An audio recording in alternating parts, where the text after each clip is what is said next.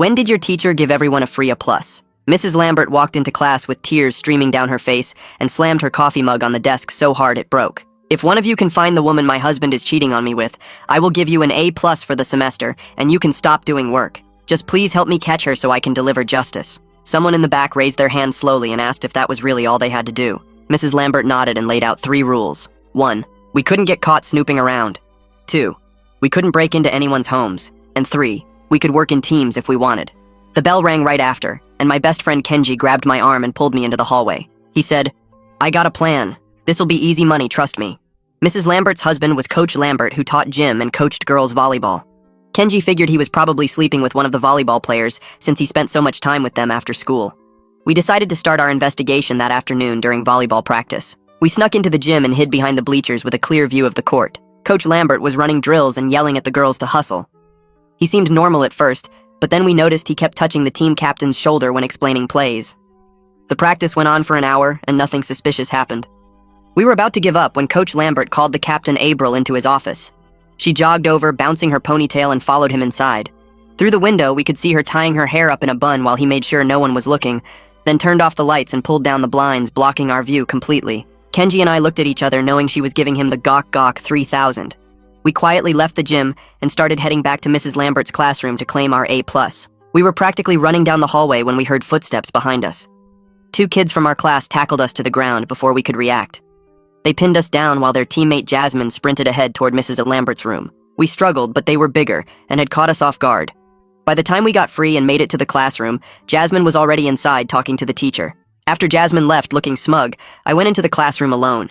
Mrs. Lambert was sitting at her desk crying harder than before. I told her what we'd seen with Coach Lambert and April in his office. She thanked me through her tears and said she'd suspected the volleyball team all along. But then I realized something off. I asked her, "Are you okay? Like, actually okay?" Mrs. Lambert looked up at me with surprise.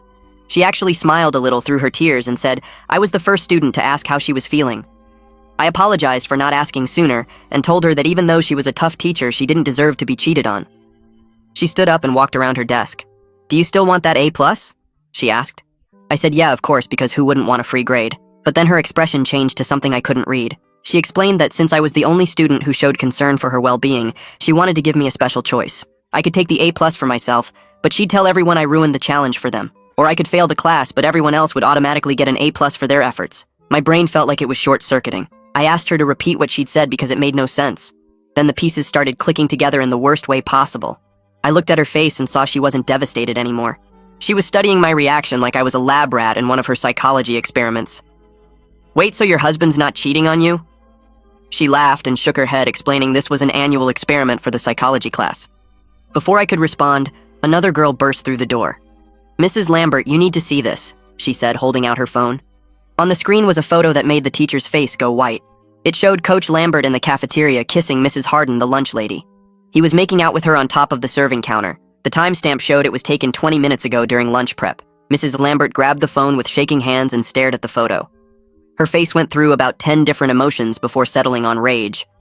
She looked at me, and then at the girl who'd brought the photo. "This isn't part of the experiment. He's kissing my niece." The room went completely silent as Mrs. Lambert kept staring at the phone screen. Her fingers turned white from gripping it so hard. The girl who brought the photo took a step backward toward the door. Her sneakers squeaked on the floor. Mrs. Lambert's face changed from shocked to angry to something worse. She looked like she might throw the phone at the wall. Instead, she set it down carefully on her desk. Her hands were shaking bad. She picked up her desk phone and started dialing a number. Each button press sounded loud in the quiet room. "Silas, I need you in my classroom right now," she said into the phone. Her voice was scary calm, like when someone's about to lose it completely. She hung up without waiting for an answer. Then she turned to look at us. "Both of you sit down and don't move until the principal gets here."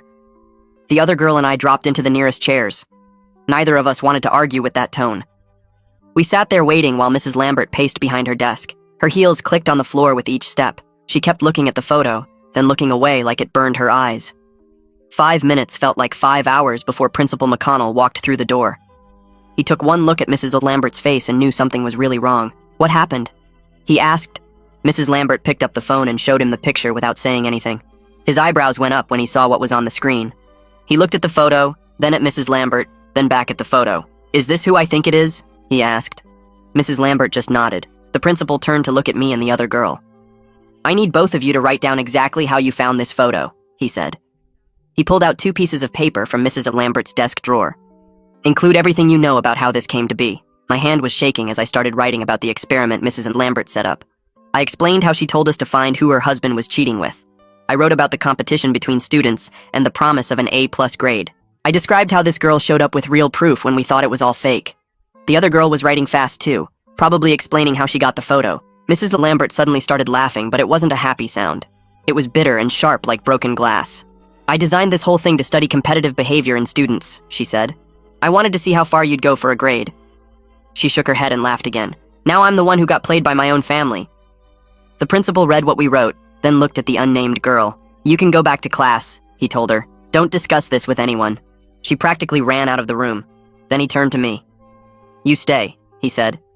Mrs. Lambert tells me you were the only student who asked if she was actually okay. He pulled up a chair and sat down across from me. I need to know everything about this experiment and what other students might be doing. I told him about Kenji and how we went to watch volleyball practice. I explained how we thought Coach was doing something with a brill in his office. I told him about Jasmine and her team tackling us in the hallway. I described how everyone was competing for the grade and treating it like a game. The principal's frown got deeper with every detail I shared. He kept shaking his head like he couldn't believe what he was hearing. Mrs. Lambert suddenly stood up from her desk. I need to go find my husband right now, she said. The principal held up his hand to stop her. If this involves a teacher having an inappropriate relationship during school hours, we need to handle this properly, he said. There are procedures we have to follow through official channels. Mrs. Lambert looked ready to argue, but then sat back down. The principal pulled out his phone and made a call. Maya, I need you in Mrs. Lambert's classroom immediately, he said. A few minutes later, Maya Estrada walked in. She was the school counselor who always wore bright colors and smiled a lot. But she wasn't smiling now. The principal explained the situation quietly to her. Maya's eyes got wider as he talked. She walked over to Mrs. Lambert and put a hand on her shoulder. I'll stay with her, Maya told the principal. He nodded and stood up. I'm going to find Coach Lambert, he said. Then he looked at me. You need to go to your next class and don't discuss this with anyone. He walked out looking determined. I grabbed my backpack and headed for the door. Mrs. Lambert called out to me before I left. Thank you for asking if I was okay, she said quietly. I nodded and walked into the hallway. The bell had already rung, so the halls were mostly empty. I made it about 10 feet before Kenji came running around the corner. He practically tackled me against the lockers. What happened with Mrs. Lambert? He asked. His eyes were wide with excitement. Did we get the A+? I shook my head. The experiment was real, but also not real, I told him. Coach is actually cheating, but not with who we thought. Kenji's jaw dropped open. Wait, what do you mean? He asked. I looked around to make sure no one was listening. He's cheating with the lunch lady who's actually Mrs. Lambert's niece, I said. Kenji stared at me like I'd grown a second head. Are you serious right now? He asked. I nodded and his face went pale. Kenji grabbed my shoulders and shook me hard, asking if I was joking because this was too crazy to be real. I told him I saw the photo myself, and Mrs. Lambert looked ready to kill someone. He let go and started pacing back and forth in the hallway, muttering about how messed up this whole thing was. The warning bell rang and we had to split up for our next classes, but Kenji made me promise to text him if anything else happened. I walked into my next class and everyone was already whispering about something going down in Mrs. Lambert's room. By the time I got to my locker after that period, word had spread through the whole school like someone set off a gossip bomb. Jasmine was waiting there with her arms crossed and this look on her face like she wanted to fight someone. She cornered me against the lockers, demanding to know if she still got the A+, since technically someone found the woman Coach was cheating with.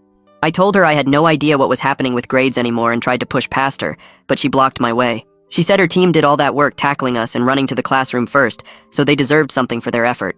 I finally got around her and headed to the cafeteria for lunch, feeling weird about everything. Walking into the lunchroom felt different knowing what happened on that serving counter just an hour ago. The usual lunch lady, Mrs. Harden, wasn't there, and some substitute was serving food instead, looking confused about where everything was. Kids were already talking about how Mrs. Harden called in sick suddenly and wasn't answering her phone. I grabbed a tray and sat down but couldn't eat, thinking about that photo of Coach making out with her right where they serve our food. Kenji found me and pulled me aside, saying we had a problem because April was crying in the bathroom.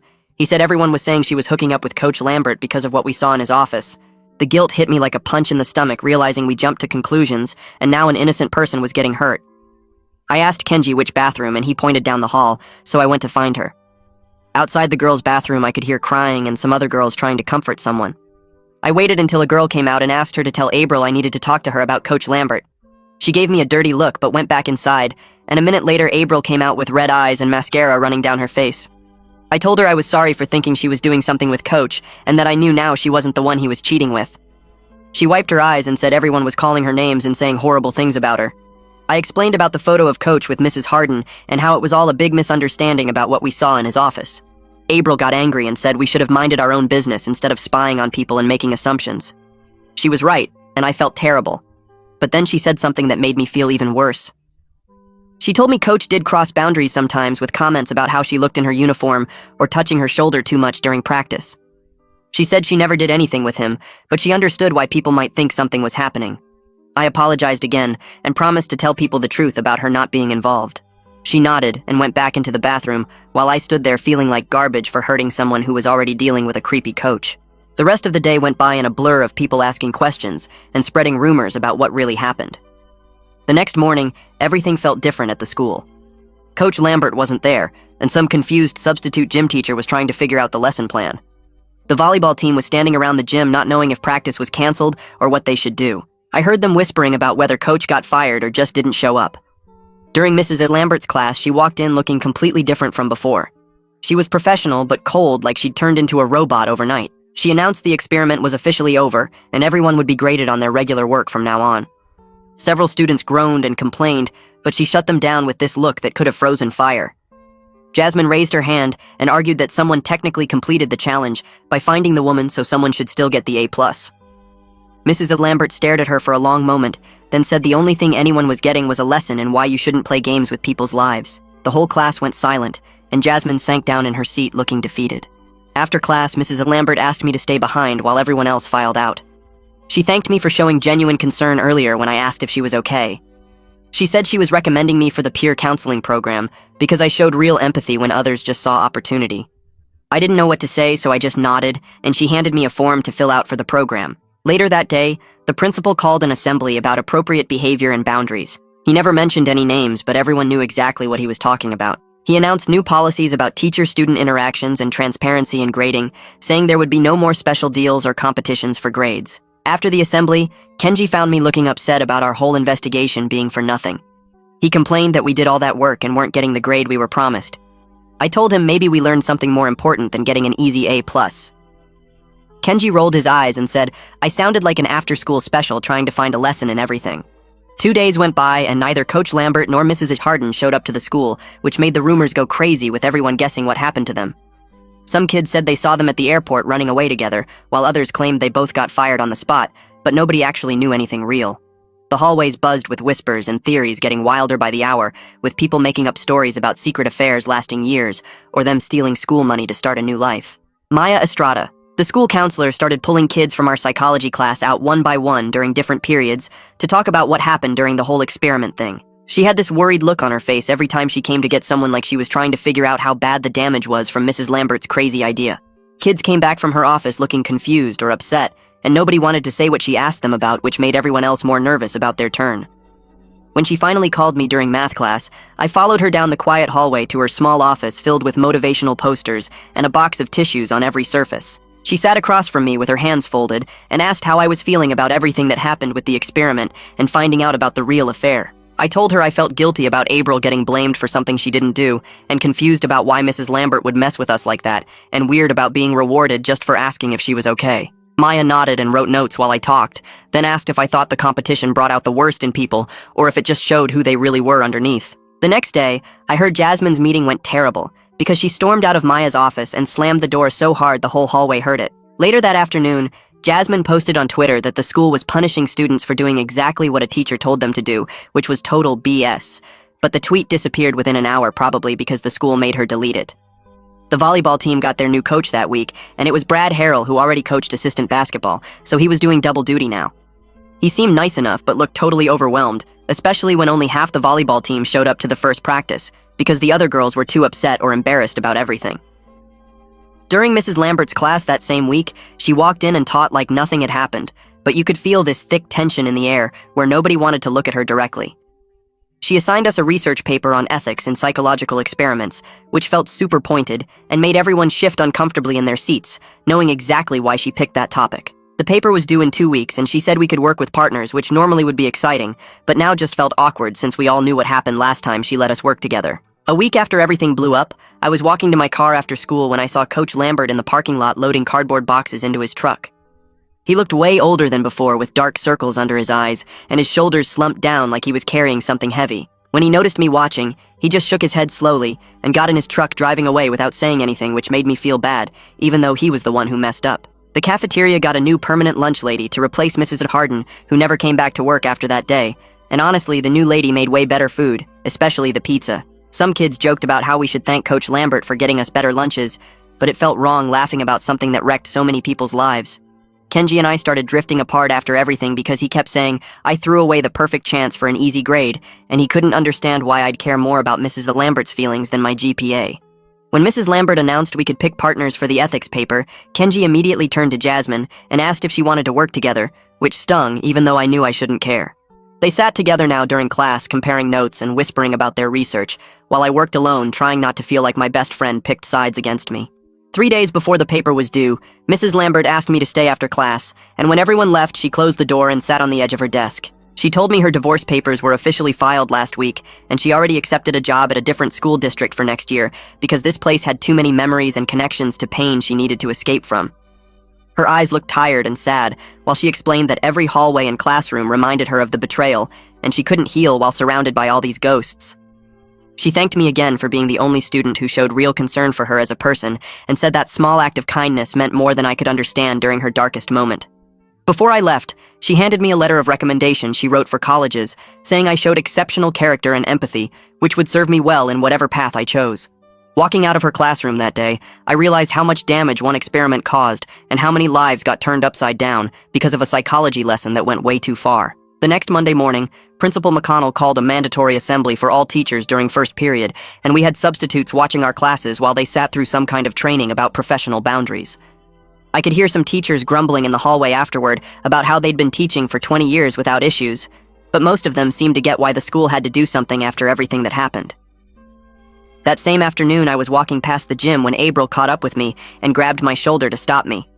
She thanked me again for believing her when nobody else would, and said the rumors had finally died down now that people knew the truth about who Coach was really messing around with.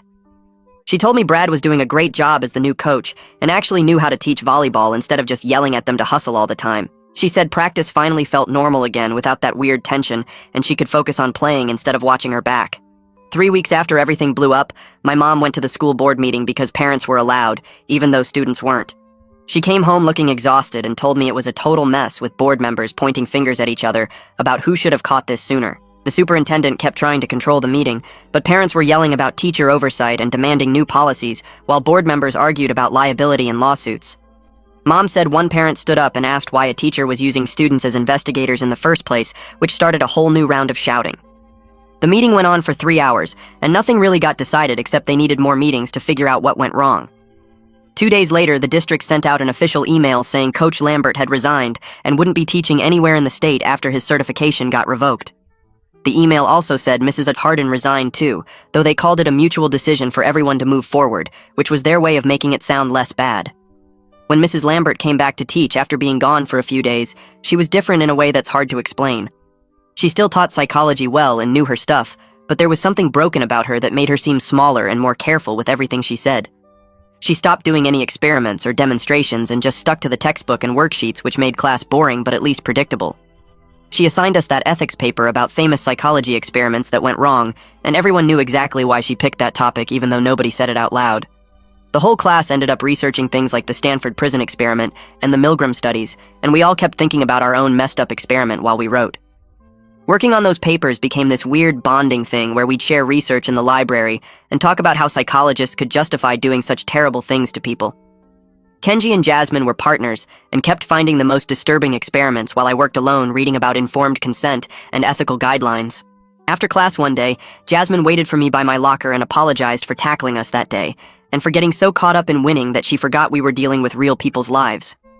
She said she felt bad about assuming April was involved in spreading those rumors before knowing the truth. It wasn't like we became friends or anything, but at least the weird hostility between us was gone, and we could be normal around each other. Maya started this lunch group for students to talk about ethical decision-making and peer pressure, which sounded super boring, but I went anyway because it felt like something positive might come from all this mess. Only 5 people showed up the first week, including me, and we sat in a circle eating our sandwiches while Maya asked us questions about times we felt pressured to do something wrong. One kid talked about cheating on a test and another mentioned shoplifting, but we all knew the real reason we were there was the whole investigation disaster. Maya didn't push us to talk about it directly, but she kept bringing up scenarios about authority figures, asking us to do questionable things, and how to recognize when something crosses a line. The volleyball team kept practicing with Brad and actually started winning games which nobody expected after losing their coach and dealing with all the drama. They made it to regionals for the first time in years, and April was playing better than ever, leading the team in kills and blocks. During the regional championship, she gave this speech about staying strong through adversity, and everyone in the gym knew exactly what she meant, even though she never mentioned the scandal directly.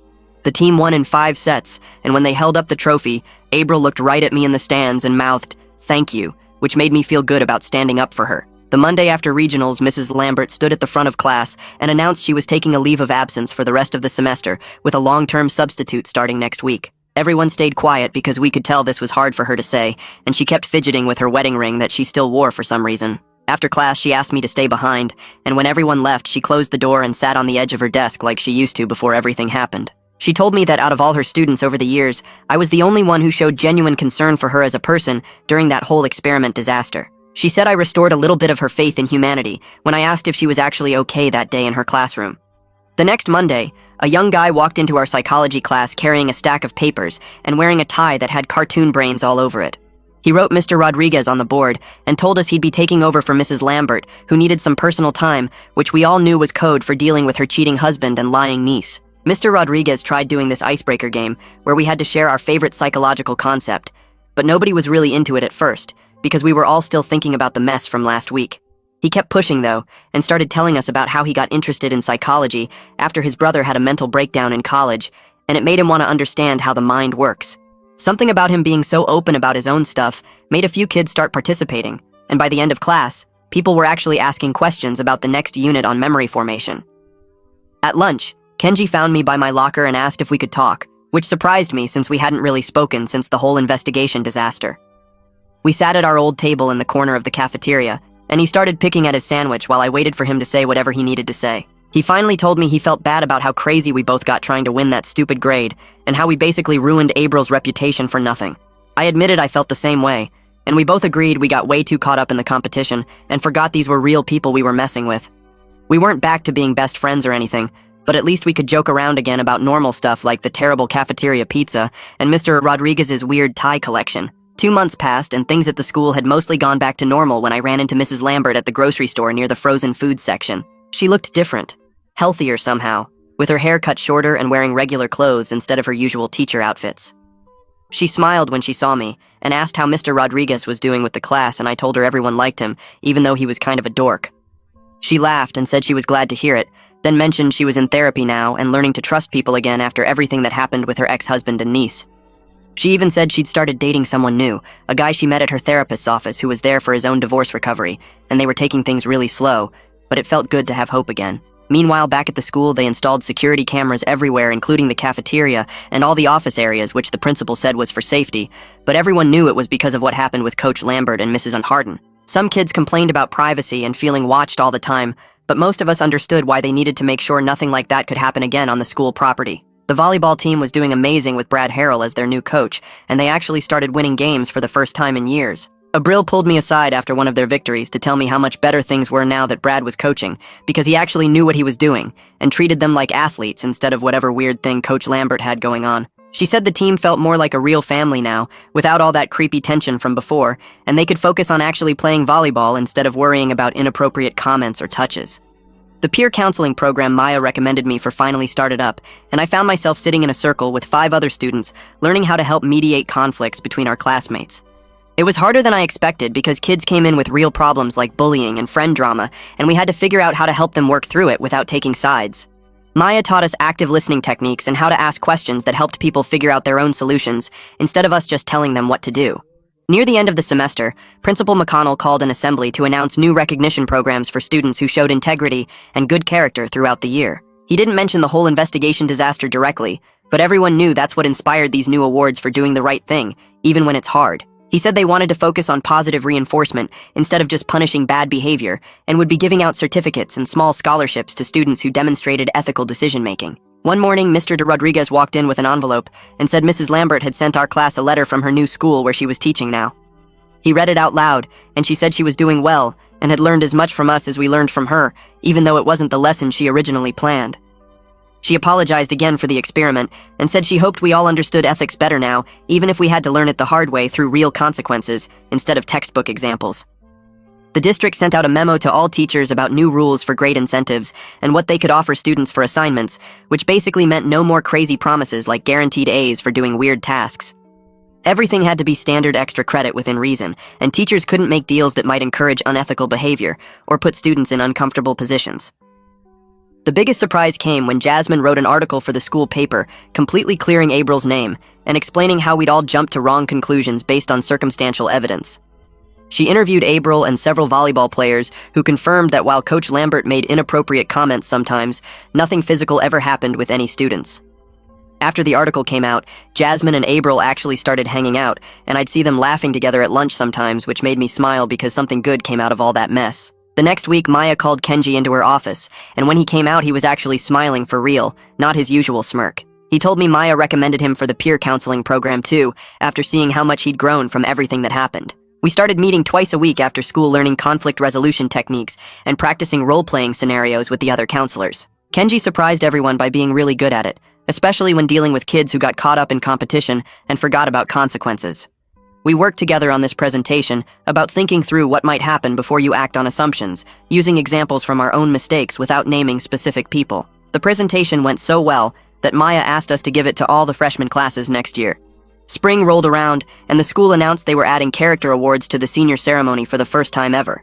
Nobody was surprised when they called my name for the Integrity Award, even though I felt super weird about it. My parents went crazy taking pictures and immediately stopped at the frame store on the way home to get the certificate mounted. Mom kept telling everyone at the grocery store about it, which made me want to disappear into the floor. Summer break started, and I was working at the pool when my mom showed me something on Facebook. Mrs. Lambert had posted wedding photos from her new marriage to some guy she met at her new school. The wedding looked small, but she was smiling bigger than I'd ever seen her smile in class. It seemed really fast to get married after everything, but I hoped she found someone who would treat her right this time. September came, and walking into school felt different with all the new rules and procedures they'd put in place. Security cameras covered every hallway now, and teachers had to keep their doors open during one-on-one meetings with students. The new freshmen had no idea why everything was so strict and structured, but it was probably better they didn't know the whole story.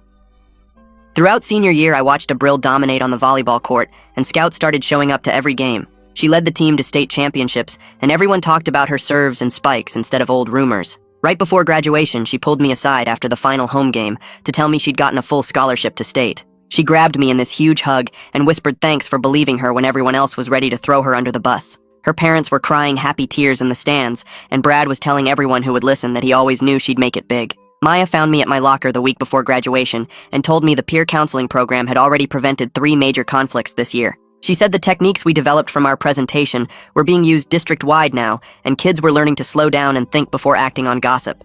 Kenji and I had counseled 2 different friend groups through drama that could have blown up like ours did, but we helped them talk it out instead. Graduation day arrived, and Principal McConnell stood at the podium talking about how our class had faced unique challenges and learned hard lessons. He said we discovered the importance of truth, consequences, and treating people with respect without mentioning the specific events, but everyone knew exactly what he meant. Parents shifted uncomfortably in their seats while we just wanted him to hurry up so we could throw our caps and be done with high school. After the ceremony ended and everyone was taking pictures, I stood there watching my classmates celebrate and realized something important. Mrs. Lambert's experiment taught us way more than she planned, but not about competitive behavior like she intended. We learned how fast we judge others when we think there's something to gain, and how easy it is to believe the worst about people we don't really know. Most importantly, we learned to see people as actual humans with feelings and families and complicated lives, instead of just players in our own personal dramas trying to get ahead. That's the end, folks. Bet you didn't think you'd stick it out this long, huh? If you're still here, might as well subscribe and make it official.